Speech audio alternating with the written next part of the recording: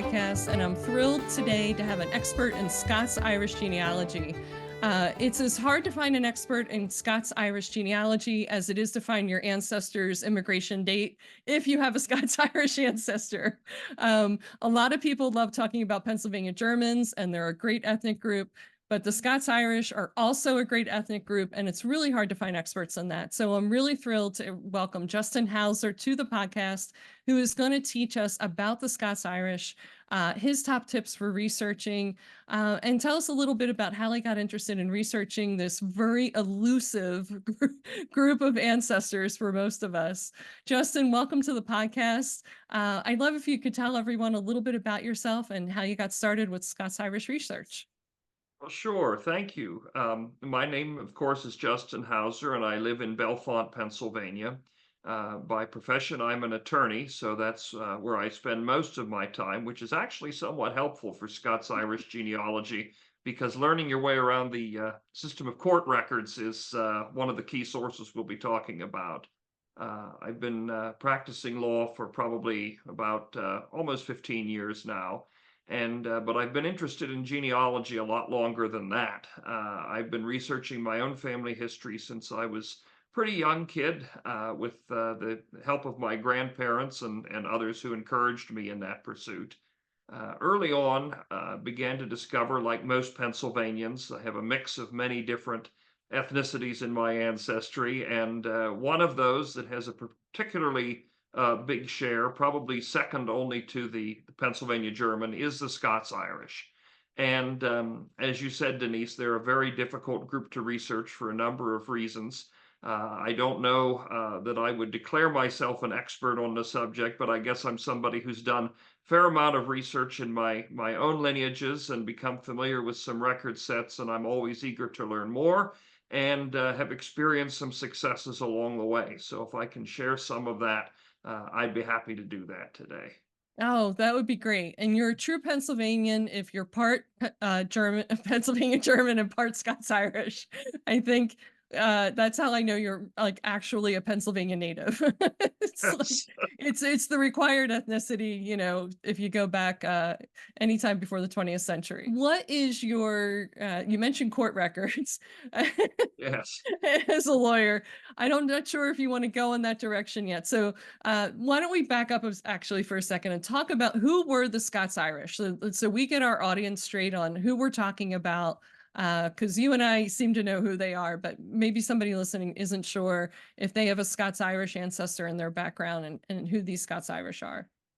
Sure. Well, they certainly go by a number of names, and if you spend any amount of time in internet fora working on their genealogy, sometimes you get into some heated debates about which names are more or less correct. But some of the folks out there, you might have heard of them as the Scots Irish, the Scotch Irish, the Ulster Scots, the Irish Protestants, the Irish Presbyterians, any number of descriptions like that. But who they were, we start with the Scots part, I suppose, is how we can explain their origin best. They started off as individuals who lived in the bordering region between lowland Scotland and the north of England, primarily in lowland Scotland, which is the southern part of Scotland, and where it borders the very northern counties of England. And those were very lawless areas, very unsettled areas at the time that they made their first moves, which was in the 1600s and even into the early 1700s. During that period of history, and I'm really abbreviating this here, but England was making large efforts to bring the island of Ireland under its firm domain and as part of its royal government and political system. And so, as a part of that, in the early 1600s, the process was undertaken to take the northern part of Ireland and to what they called establish plantations for that area. And this northern part of Ireland was called Ulster, and it consists of 9 counties in that area, 6 of which are now in Northern Ireland, and 3 of which are in the Republic of Ireland. But the idea was to plant this area with settlers, and the people who were involved in this were pretty high officials called undertakers, and a Mhm. lot of them went to these areas in the low part of Scotland and the northern part of England, where these troublesome borderers, as they were often called, were located, and they encouraged them and resettled them to the north of Ireland. So that's how it all got started in the first decades of the 1600s. So you had these Scots people settling in Northern Ireland. Now, just a few decades before all that started, there had been the Protestant Reformation had come to Scotland. And over the decades, the Church of Scotland became more or less established, and it had adopted a Presbyterian form of government, which is a series of doctrines that were emphasized during the Reformation. But the church was ruled by successively higher courts of elders and deacons. So you had your local presbytery, and then you had your regional presbytery, and then you had your overarching session. That's why they're called Presbyterians. So these people who were being transported and transplanted into Northern Ireland were generally of this Presbyterian faith, unlike many of the native Irish who were Catholic, or the upper classes of the English who were generally Anglican. Mhm. To abbreviate the history a little bit, during the middle 1600s, you had all kinds of civil wars going on. You Mhm. had a lot of war in Northern Ireland. You had a rebellion by the native Irish, and a decimation of these Scots settlers. But toward the end of the century, there were more famines in Scotland, and more upheaval there. There was a political revolution in England in the late 1600s. So during the 1690s and early 1700s, you see a lot more of these Scots crossing over into Ulster and settling there. And you probably have more coming in the later 1600s than you do even in the early 1600s. But once they're there in Northern Ireland, these Scots Presbyterians, they live there for about a generation or two or maybe three, and all kinds of problems are developing for them in Northern Ireland. There are different laws that are passed that favor Anglicans over Presbyterians. They lose a lot of their ability to hold positions even in government, and various other rights. They are tenants. The rents are continually being increased. They can barely keep up with those payments. They're dependent on the flax crops, the harvests, to meet their expenses. And in the years when those fail, they're really in a bad way. So there are all these economic, political pressures, some of which are somewhat religiously oriented as well. So by the late 17 teens, 1718 is the date when the first group of them is considered to have come not to Pennsylvania, but to New Hampshire. But that sort of started to open the floodgates of immigration of these people to the American colonies. And from 1718 up until the Revolutionary War in 1775, you get the biggest influx of these people, which has been estimated to be in the hundreds of thousands coming across. And then, even after the revolution, in the 50 or so years after that, you still have a pretty steady trickle of these people settling in, especially in Pennsylvania. So they're people with origins in, just to recap, they're people with origins in Scotland and the bordering areas of England. They have a fierce independent spirit because of living in this lawless area. They have a Mhm. mistrust of authority, both from their time in Scotland and in Northern Ireland, strong desire for independence, strong belief in the doctrines of the Presbyterian Church, and the organization of the Presbyterian Church. They want to be farmers in their own right. They come to us as Irish from Ireland, but with just having been there a few generations, and so that's why we get the concept of them as the Scots Irish, or the Ulster Scots, because Mhm. of that transition that they went through before they got here. A wonderful summary. I think that is perfect. That's the most the most succinct summary I've heard of this group of people, because the history is complicated and it's Mhm. long and it's gruesome at points. It's like really, really not a nice history. And you understand why they immigrated, that the opportunity in Ulster, in Northern Ireland really wasn't there for them. If they had the opportunity to come here, why they took it, despite, maybe not much available for them here either. I mean, it isn't like they had money to just establish their own farms and things like that, but at least they had the opportunity to get some land, or at least be on land that they could tenant, if I'm understanding things correctly. So, Yeah, what percentage would you say of that Pennsylvania population, like we have the 1790 census is the first one, that we have. What percentage would you say of that population would have been of the Scots Irish origin in Pennsylvania? Are we talking that's a good 50%? Like I always debate with myself how many do you think there were? Right. Well, obviously, this, as we all know, if we've been doing genealogy for any length of time, the 1790 census tells us very little about the details of the people who were It's true. You recorded have to on it. guess by the surname. Yeah, yeah. Yeah, yeah. But when you think about it, and when you think about their settlement patterns too, after they came to Pennsylvania, and I should say that certainly not everybody, not all the Scots Irish left Northern Ireland. There's still a large population of descendants of these folks who stayed there and lived there, but there are a ton of them here. Yeah. By 1790, you think about the way that Pennsylvania was sort of being settled. You have the ring counties around Philadelphia that had been largely taken up by the Quakers and by the English, maybe a few Germans. Then you have the secondary counties that sort of go in a semicircle around that we call the German counties, because the Yeah. influx of the Pennsylvania Germans, they took over that area and settled it. And then you have the Scots Irish that pushed out beyond that to the frontiers in basically another arc that runs from southwestern Pennsylvania up to maybe parts of northeastern Pennsylvania, but certainly across the middle of the state. They were the first settlers. So, Mhm. and then of course down the Shenandoah valleys and down even into Kentucky and Tennessee and places like that. But I mean, as far as a percentage, I would say they they were probably at least a third. Yeah. Somewhere Yeah. probably between a third and a half would be my Yeah. guess, just based on their predominance in that big swath of the state at that point.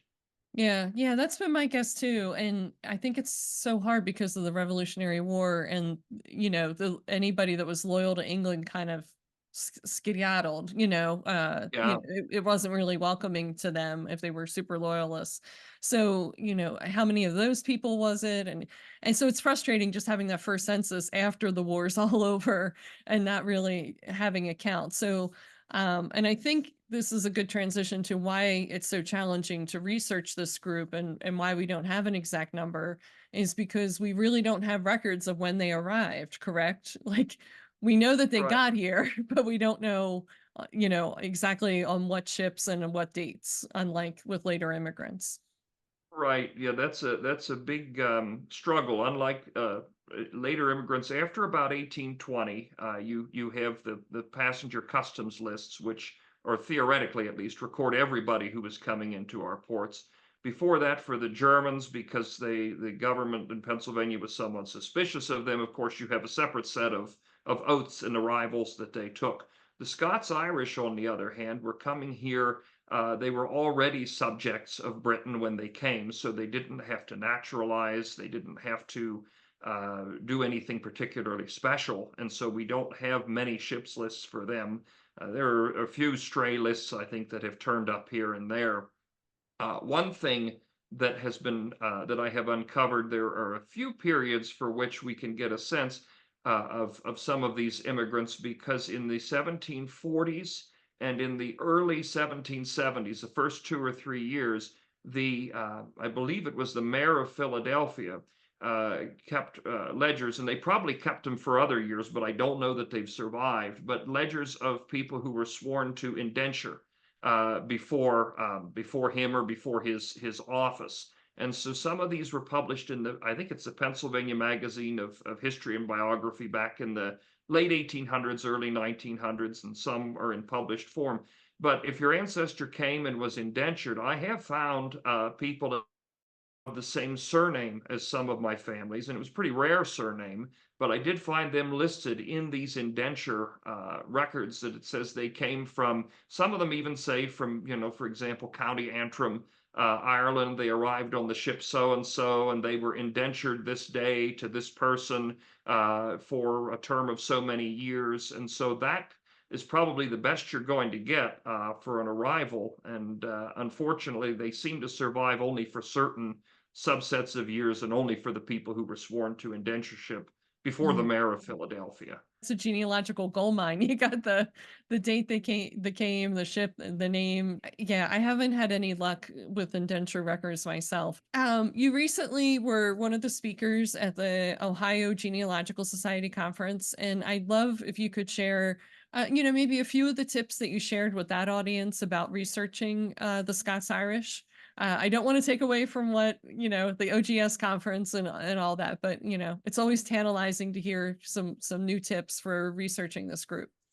Well, sure, and I hope that they'll be well served wherever they may be broadcast to. So, uh, that far back in time, as I had mentioned, court records, but one essential set of government records for the Scots Irish are tax records.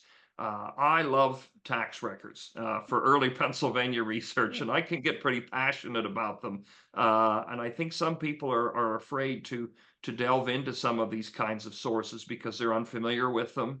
A lot of them are not indexed. A lot of them are on places like Family Search. If you know how to search the catalogs, you can find a lot of them for early Pennsylvania counties, or they could be in courthouses or libraries, things of that sort. But generally speaking, and they haven't all survived, but it seems like a lot of them have. About every year, the assessors of the various townships and boroughs in each county took an assessment of each person who owned property in that township, but also the single freeman who had a trade or occupation, as well as people who were renting and had an occupation or something, a cow or a horse or something that was taxable. So you get a pretty complete list of who was there. Of course, it was only the males over, generally speaking, over 21 years of age, but it's still a very good resource. And using these tax records, you can sort of intuit where other records are not there. You can follow somebody back. You can see when they left one particular place and moved to another place. Sometimes it's noted on there that perhaps they died or they moved. Sometimes you get a list of, let's say, an adult male of a particular surname, and then you have two or three single freeman males of that surname in that township. It's not proof that they're his sons, but it's a pretty good clue that might be what that is. Based on when people come on to the tax list, you can determine perhaps within a few years of when either they immigrated or were released from their indenture. You can determine approximately when they became 21 years of age, so you can start establishing these family groups. So the tax records are extremely valuable to figure out who was actually there and what they were doing. In the other court records, obviously, the Scots Irish were looking for land, so you want to look at deeds, both when they bought land and when they sold it. Something unique, somewhat unique to the Scots Irish is they settled in those parts of Pennsylvania where there were very few people already settled, and some of them, the Native American titles to the land had not yet been extinguished, and there were some incidents, let's say, surrounding some of that early settlement in the old days. The land office of Pennsylvania could not keep up with a lot of these people. So in the 1760s, they started a new system of issuing what are called land warrants or permission to survey these tracts where these people had basically squatted, and they issued what are called warrants to accept, which are basically directives from the land office. This person says he lives here. If he makes application and nobody else has claimed it, then we will give him permission to have it surveyed and start the process to put it in his name. A lot of the Scots Irish are the people that you're finding because they were already there at the time that the procedure opened up for them. So Okay. looking at the land warrants, and that whole system of land warrants and patents, you find a lot of their early settlement. You tie that with the tax records, the deed records, probate records. Scots Irish are pretty good at leaving their assets to people in their wills or their estates, so you can build family groups that way. One of the other things that's very beneficial, the quarter sessions records of the courts, who laid out road petitions and petitioned for that, Mm. who did things as far as criminal court, civil court jurors, anything that puts somebody in a particular place at a particular time. You sort of fill in their whole backstory year by year, make sure you're following the right person and you're connecting them to the right family. And then I would also say beyond those types of civil and court records, church records, if you can find them. Early Presbyterian records are spotty, but there are levels at the session or records at the session level. There are some records of early congregations of members at least, and I have actually found in a couple of congregations it listed in there in the 1700s the place in Ireland, the presbytery that they transferred from. So I was able to get a Nice. parish of origin for some of my Wilson ancestors that way. It Oh, was particular the parish of Cumber in County Derry is where they wow. transferred their membership from. So Oh, congratulations. I said, "Oh," when you said Wilson, because that's such a common surname. yes, Now yeah, yes. so that must have been a challenge, and congratulations. That's a huge win. That's a huge win. That When you was get a great victory, yeah. and I think that's the best tip in Scots Irish is be persistent, patient, and celebrate the small victories because this is not you're not going to find unless somebody's done it. You're not going to find it all spilled out for you somewhere. But you Yeah. trace that person, you find every record you can on that person, so you're sure you got the right one, and then that leads you to hopefully something that'll tell you and help you narrow down their origin. And it sounds like you did a lot of, analysis and collection, like, you weren't just looking at records and then closing the book. You were, taking notes, writing things down. I hate to say, like, as a lawyer building a case, but you were Yeah, yeah. definitely, yeah, writing everything down as you were researching. Do you have a preferred, research log or way that you take your research notes as you go along? Well, I try if I can to get a copy or a scan, of course, of any item Right. that I find.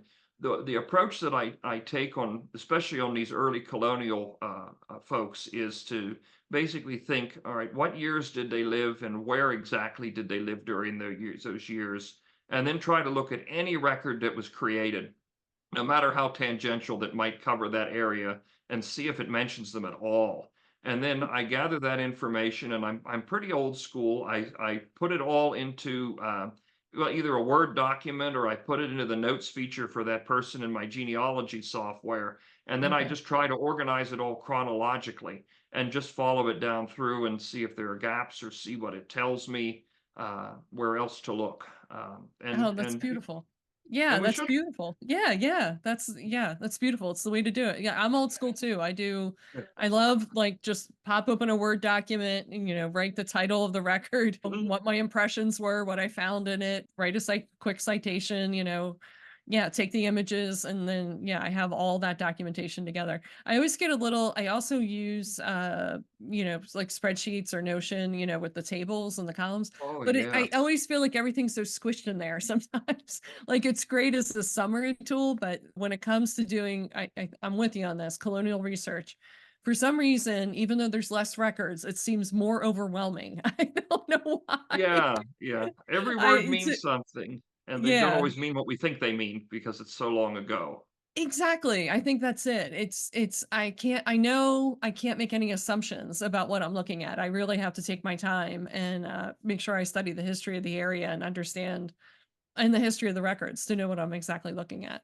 I do want to mention that you are available to speak to genealogy society. So if you're genealogy society program person listening to this podcast or watching it on YouTube, keep Justin in mind for a Thank future you. speaker, 2024, 2025, to provide some of this and help people think through, their research. What else would you like to tell us about the Scots Irish? And, I don't your time's so valuable. I don't want to take up too much of your time, but I want to make sure that you got a chance to say everything that you want to say about researching the Scots Irish.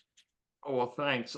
It's so much fun. I mean, this is what I love to do in my whatever you want to call spare time. I don't know, but it's so much fun, and there's probably so many avenues this could go. A couple things that I think are worth mentioning too, and I know Denise, you this comes as no surprise to you. You're well aware of it, and anybody researching in Ireland generally is aware of it. But when Ireland became independent in the 1920s, there was a lot of fighting and a lot of war, and unfortunately, one of the casualties of that war was the destruction of the records treasury in Dublin, which Mhm. contained centuries of documents that would have been irreplaceable for research in Northern Ireland, and probably would have made our work a lot easier. But we don't have a lot of those documents, so we have to do a lot of workarounds, but you can still find a lot. And one of the things, well, a couple things that encourage me.